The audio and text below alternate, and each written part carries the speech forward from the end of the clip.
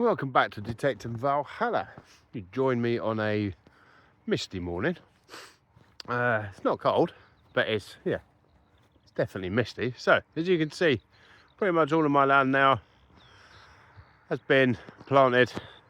So we're on very limited bits of permission. However, we do have a new addition to the Detecting Valhalla arsenal. And so we've managed to find a bit that's not planted, and we're going to come out and give the new machine a run. So stay tuned. I'll reveal obviously what the new machine is, and we can then have a little hunt together and see what we can find. Fingers crossed.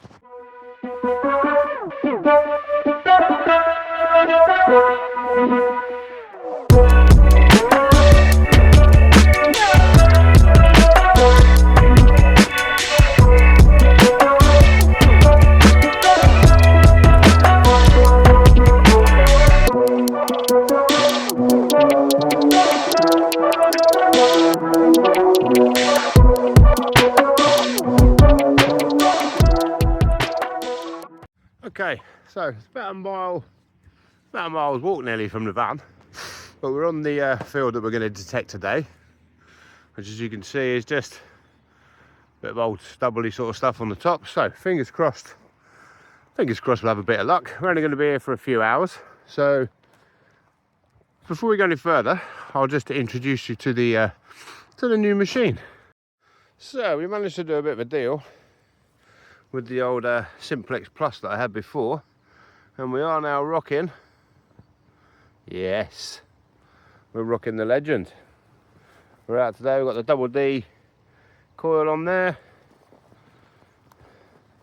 running in field mode. I'll discuss the settings later on if anyone's interested, but yeah, we're good to go. So I haven't bothered with settings too much of it. I've tweaked a few bits and pieces that I remembered, and what I had done on the Ultra. So fingers crossed these will translate. I mean, there's a lot more to learn on this multi-frequency. Oh, it's going to be a bit of a learning curve, but we'll get out here today and we'll have a go and we'll see what we can find. So, okay, first signal 43, 44, rang up really nice. Give it a dig. Never mind. See down there, just a bottle cap. But look at the depth. I think I'm going to need to get fitter if I'm going to start digging these deep holes. On to the next. Okay, second signal 33, 34. Tiny target, was showing a little bit of depth, not too much. 4 inches down, shotty bottom. On to the next. Okay, another signal 23, 24. It's about 4 inches down. Just a little button. Shank's missing, but there we go. On to the next.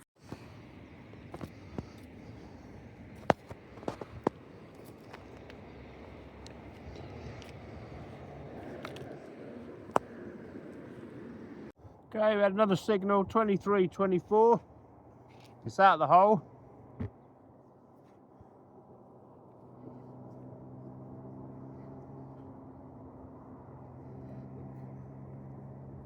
It's here somewhere.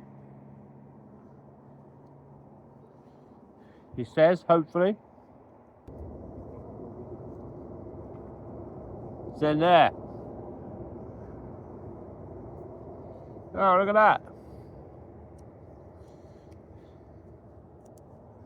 It's another bit of tin. On to the next. Okay, that signal was really confusing because that was a real nice, tight, compact 23, 24. So I can only presume it was up on end. We were just catching the top there, but still confusing. Anyway.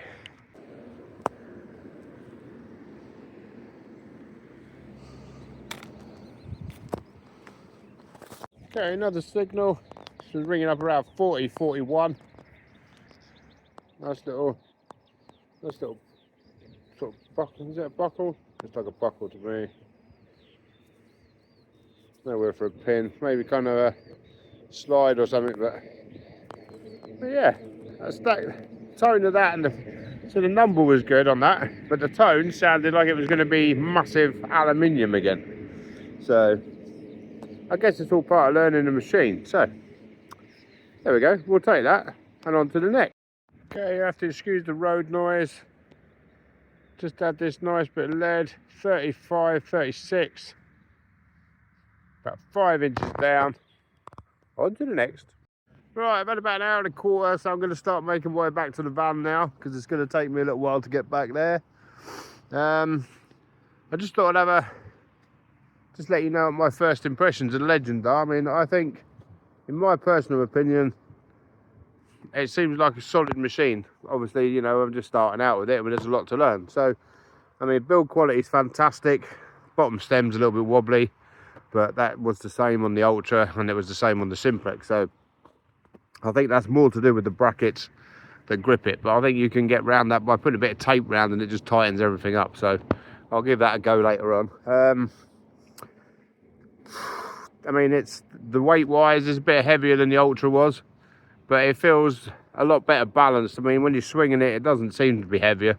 It is heavier because obviously the statistics and weights and everything show it is, but it doesn't feel any heavier to swing. So menu wise seems fairly straightforward, but then I'm coming from an Ultra and Simplex Plus background, so they're all pretty much the same, hidden menus, you know, bits and pieces, but it seems fine.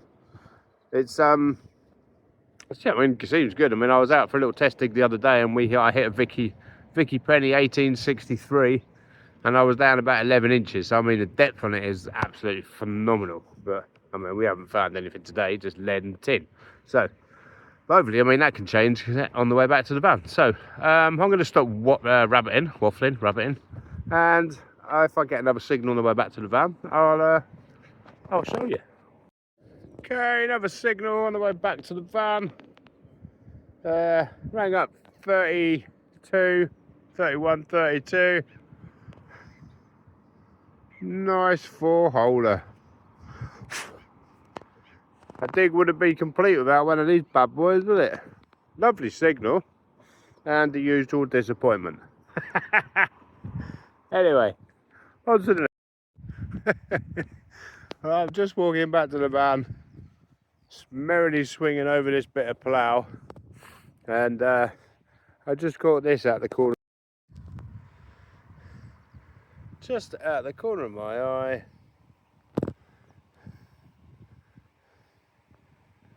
Oh yeah. I thought I'd found a hoard. Well, in fact I have. But it looks like a hoard of pumpkin seeds, unfortunately. Anyway, I'm going to head back to the van. Right, we're back at the van. I'm not going to do a roundup at home this week because, hang on, there's a lorry coming.